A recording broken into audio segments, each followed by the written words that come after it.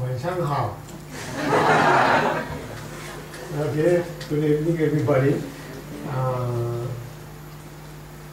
Now today we are actually going to talk about the Heart Sutra. So many people might have heard about this sutra, because this sutra is very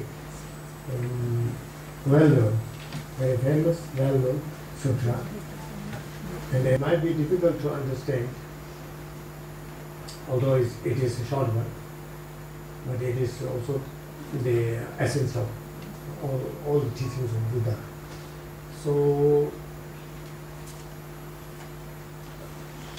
although it might seem a bit difficult, we all should try to understand the meaning and try to realize the meaning of Heart Sutra. That is very important.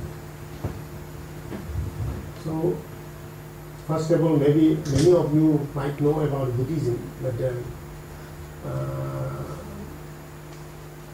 it is important to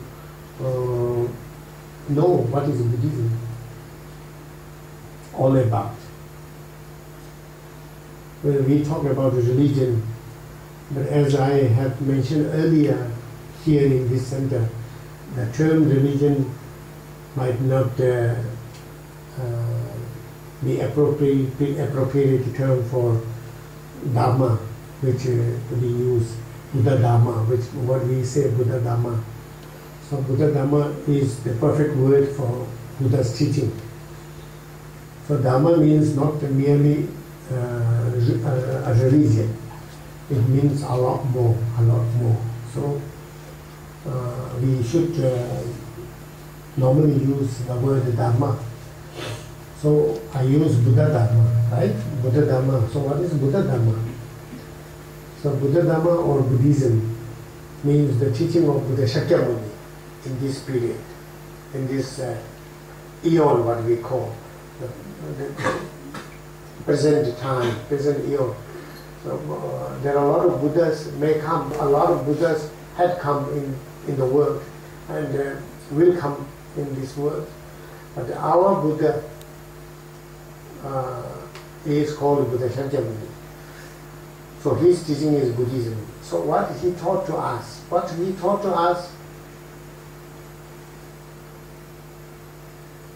it is, he didn't talk about merely having faith in his thoughts. The religion word, because it is something to do with believing in certain things without any question, that's why. So Buddha Dharma is not like that. Buddha Dharma is first you know about it, and then you develop faith in it. If you like it, if you find it is worthy to trust, then you develop faith in Dharma. So Buddha tells you to find out what's going on in the world, what's going on within yourself, what's happening. You just try to look at them and try to find out what is the situation, the real situation of phenomena, the real situation of the world, the real situation of yourself, oneself. We should try to know. That is called try to find out the truth. Because truth means truth. You cannot get away from that. So we haven't realized what is the truth so far. So if we have not found the truth, if we haven't found the truth, then we hang around, you look for the truth, you look for that, and we hang around, and then we are lingering. We don't get to anywhere with us for this life and the life that we have taken in the past. So that has happened with us, and therefore we are suffering. So we haven't realize the truth. It is very important to know the truth. What is the truth? Truth is not complicated. It is just you look at the things and you should notice they are as they are, you know. Because we look at something at the moment. What we do, we look at things and we don't try to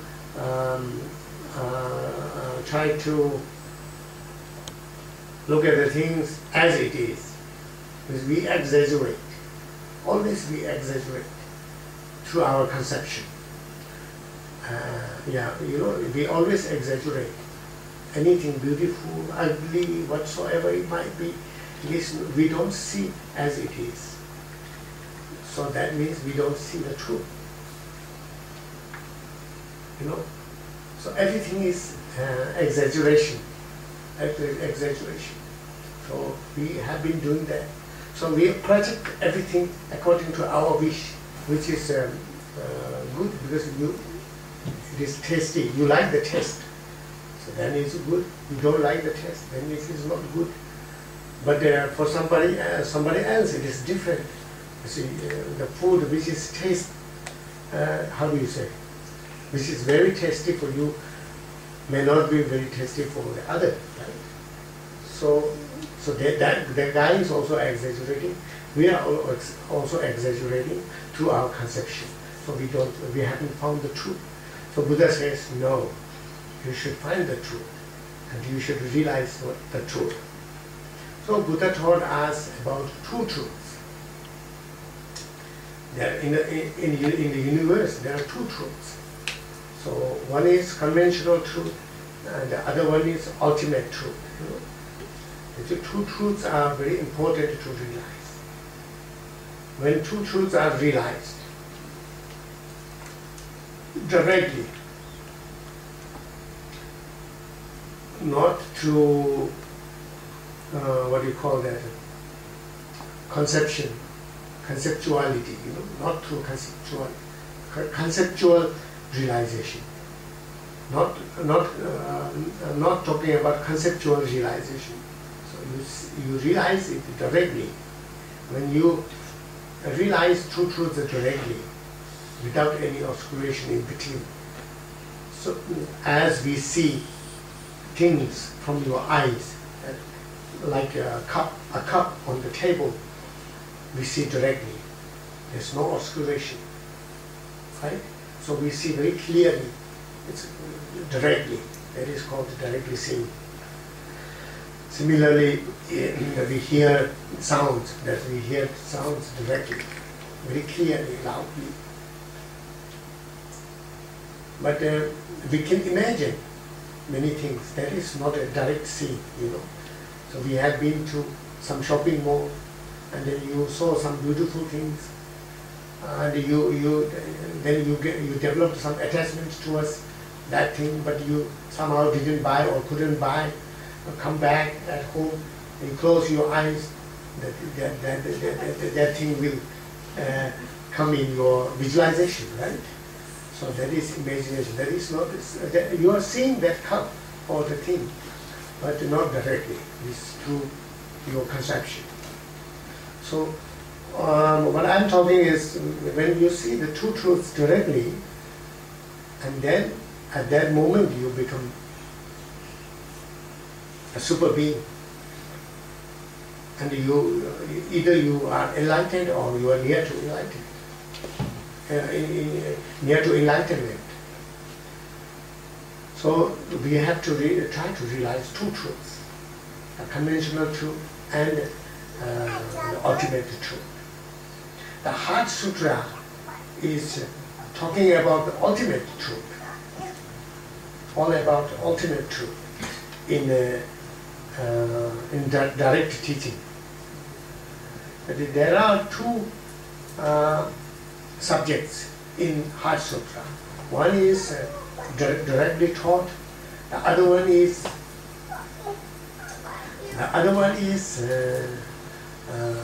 hiddenly taught. You know, it is slightly hidden, but it is there. The meaning is being taught in that in this sutra. That is the paths to get to the truth, to get to enlightenment, the paths, right? So there are two teachings, or two truths, or two kinds of teachings are there. When we talk about Buddhism, we talk about the karma system, karmic system. We talk about the offering system. We talk about purifying. We talk about making prayers. We talk about dedications. We talk about compassion. All those are the practice of Dharma. How to get to the realization of two truths. You need a lot of practices to get to the high, to get to the realization, the direct realization of two truths. So what are the truths? It is important to know about the conventional truth first, to get to the ultimate truth. So to know about conventional truth, that we talk about the karmic system, right? We have talked a lot about karmic system when I came here last time. So it is karmic system is cause and effect system. That is called karmic system. So there are two. The one is internal karmic system, cause and effect system. The other one is external cause and karmic effect system. So first we look at our external cause and effect system and analyze on them and find out whether it is true or not. The cause and effect system, whether it works or not. Whether it works as Buddha has said in his teachings or not. We analyze them. So it is very easy to realize the external cause and effect system, because we see everything is causal. Without any cause, nothing can happen. So without you cannot earn money unless you have a job or you are doing a business or you're doing something. There must be some cause, otherwise money will not flow in, right? Similarly, whatever you do in our life, whatever we do in our life, we need to make efforts.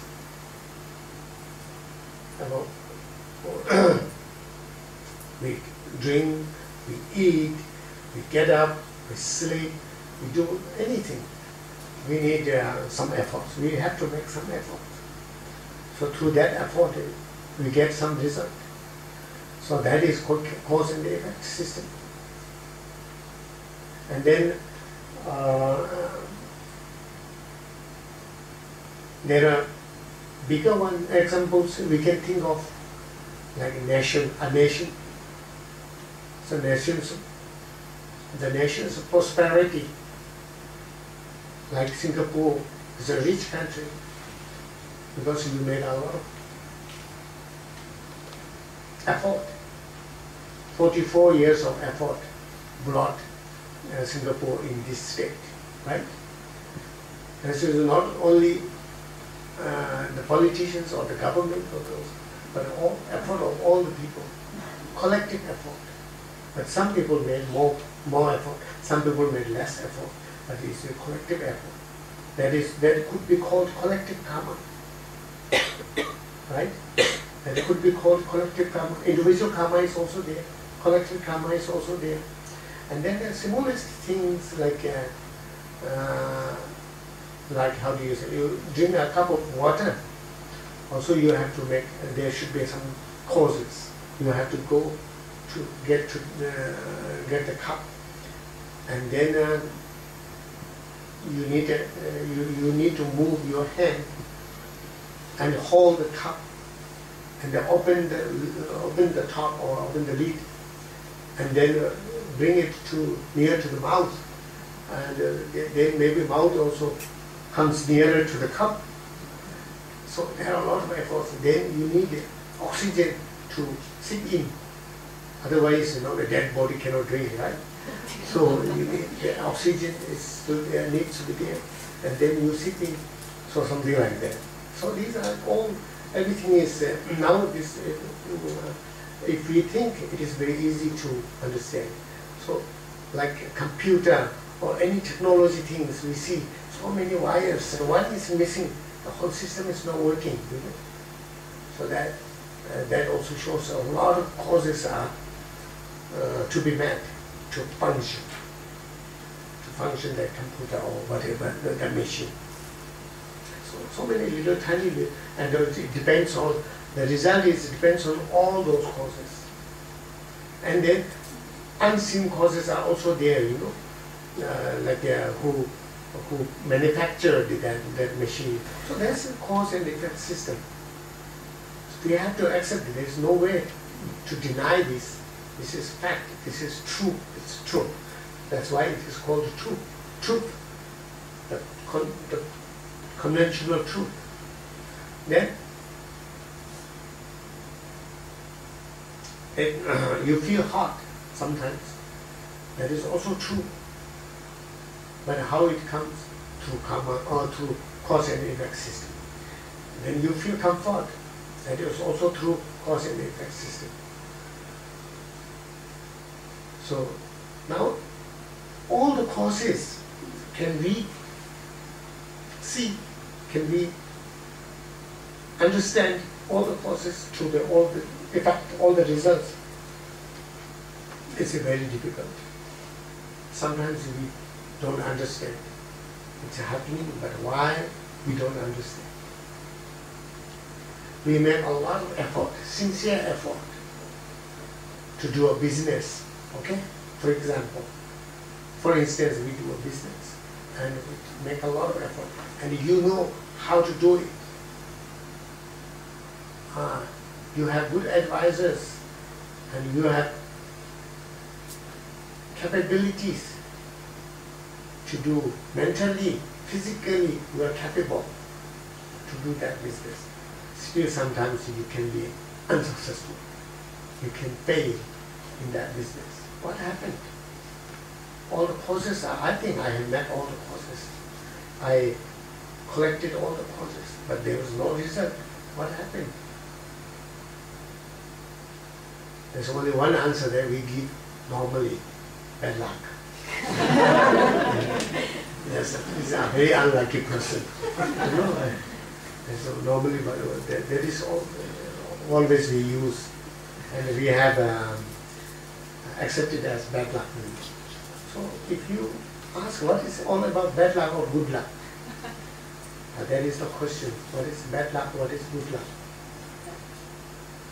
So in our in Buddhism, in Dharma terms, it is karma what we talk about. You know, what is bad luck? If you ask to a person who doesn't know about karma, who doesn't have any idea about karma, they have no answers. But they have no answers. There's just bad luck. But when we, according to the Dharma, according to Buddha Dharma, it is karma that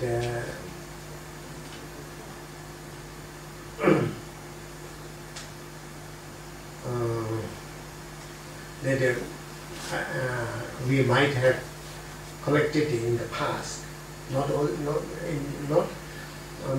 in this life, but in some other past lives, also possible. So when we talk about karma, then we have to talk about previous lives. Otherwise, all the karmas cannot give result in this life. And this life's causes, whatever we are feeling, we are facing in this life, all are not due to the actions or karmas that we have accumulated in this life. It cannot be. So there has to be some previous life. So we believe in previous life. You know, Buddhism, as a Buddhism, we believe in previous life. So in Buddha's time also, there are a lot of questions about previous life and the karma system.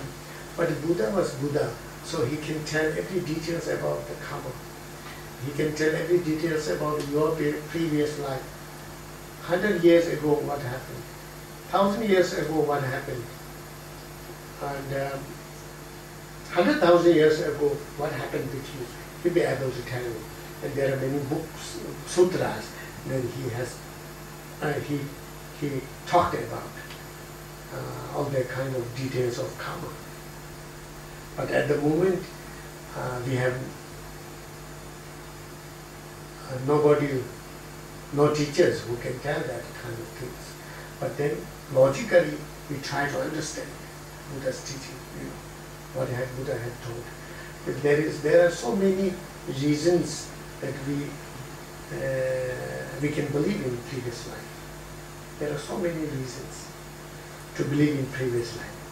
And there is no reason not to believe in previous life. Only one reason is that I have not seen my previous life. He has not seen directly my previous life. So we don't know. So I just don't. It's just convenient. Don't have to think too much. So there's no, I haven't seen this, so it is not there. It's very easy. But if you think carefully, there are so many reasons that we believe in. So many things are happening within us, but we don't know why. So there is no reason. There must be some reason for what's happening with you. But the reason is not, the reason cannot be seen by us. That doesn't mean there is no reason. You see, at the moment, they say at the moment, there are a lot of cars parked downstairs. But we are here, we don't see them. But we cannot say there are no cars because we don't see them. So that is not the reason, that is not logical. And there are many signs that we can see there are previous lives. There are many babies, they remember their lives, their previous lives. They tell you about their previous lives. They tell you about their previous parents, name of the parents. They tell you about the previous home that he was living in. He recognizes all the friends and so forth. So many things that kind of happened. So it seems there is some previous life. There is one previous life, and why not there is another previous life? Okay.